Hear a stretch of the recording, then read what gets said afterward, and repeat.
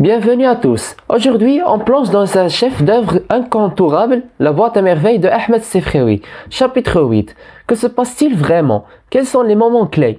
Quelles émotions transverse le jeune Sidi Mohammed? Si tu veux comprendre ce chapitre en quelques minutes, avec un résumé clair et toutes les idées principales, reste bien jusqu'à la fin. Ça pourrait t'aider à cartonner en cours.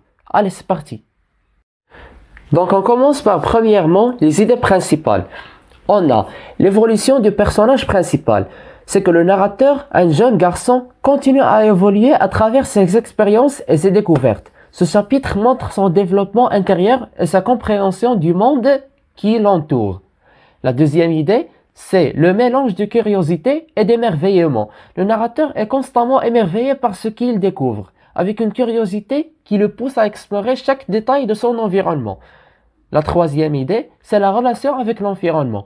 Le chapitre explore la façon dont le narrateur perçoit son environnement, notamment les lieux qu'il fréquente comme le marché ou la maison, et les symboles qui leur sont associés. La quatrième idée, c'est la boîte à merveilles comme symbole. La boîte à merveilles devient un symbole de l'imaginaire et de la rêverie, représentant un espace où la réalité et le rêve se confondent. La cinquième idée et la dernière idée, c'est la confrontation entre l'enfance et la société. Le chapitre aborde l'interaction entre l'enfant et les adultes, en particulier à travers la figure de l'école et des adultes dans sa vie, et comment ces expériences commencent à forger sa vision du monde. Alors on écrit ces idées. Donc, on a les idées principales. L'évolution du personnage principal. Le narrateur, un jeune garçon, continue à évoluer à travers ses expériences et ses découvertes. Ce chapitre montre son développement intérieur et sa compréhension du monde qui l'entoure. La deuxième idée, on a dit, c'est le mélange de curiosité et d'émerveillement. Le narrateur est constamment émerveillé par ce qu'il découvre, avec une curiosité qui le pousse à explorer chaque détail de son environnement.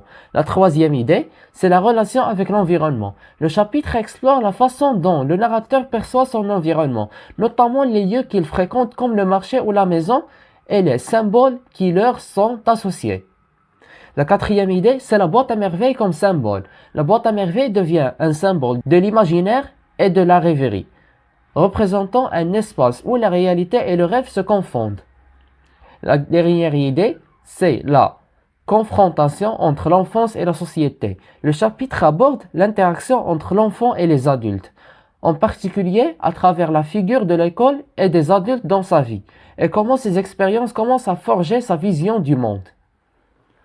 On mélange tout ça, on a un résumé qu'on peut compter sur lui. Restez avec moi. Donc on a le résumé du chapitre. On lit dans le chapitre 8 de La boîte à merveilles. Le narrateur, un jeune garçon, continue de découvrir le monde avec une grande curiosité. Il observe attentivement son environnement, ses relations avec les adultes et les différentes maisons qu'il fréquente. Le chapitre met en lumière son émerveillement constant face à la réalité qui l'entoure, symbolisé par la boîte à merveilles, un objet magique qui représente l'imagination et le rêve. Il commence à percevoir les relations humaines, en particulier celles qui existent entre les adultes et les enfants, tout en restant fasciné par la complexité du monde. L'école, qui joue un rôle important dans sa vie, devient un lieu de confrontation entre son innocence et les normes sociales. À travers ses expériences, le narrateur commence à comprendre les mécanismes du monde adulte, tout en cherchant à préserver son innocence et son émerveillement. La boîte à merveilles reste un puissant des rêves, des secrets de l'enfance. On relit le résumé dans le chapitre 8 de La boîte à merveilles. Le narrateur, un jeune garçon, continue de découvrir le monde avec une grande curiosité. Il observe attentivement son environnement, ses relations avec les adultes et les différentes maisons qu'il fréquente. Le chapitre met en lumière son émerveillement constant face à la réalité qui l'entoure, symbolisé par la boîte à merveilles, un objet magique qui représente l'imagination et le rêve. Il commence à percevoir les relations humaines, en particulier celles qui existent entre les adultes et les enfants, tout restant fasciné par la complexité du monde. L'école, qui joue un rôle important dans sa vie, devient un lieu de confrontation entre son innocence et les normes sociales. À travers ces expériences, le narrateur commence à comprendre les mécanismes du monde adulte, tout en cherchant préserver son innocence et son émerveillement. La boîte à merveilles reste un puissant des rêves, des secrets de l'enfance. Point. Si vous aimez plus de idées principales et des résumés des chapitres de la boîte à merveilles et tout d'un roman que vous voulez, laissez un like pour la vidéo et abonnez-vous à la chaîne YouTube et watchez les vidéos précédentes et attendez les vidéos prochaines. On se voit.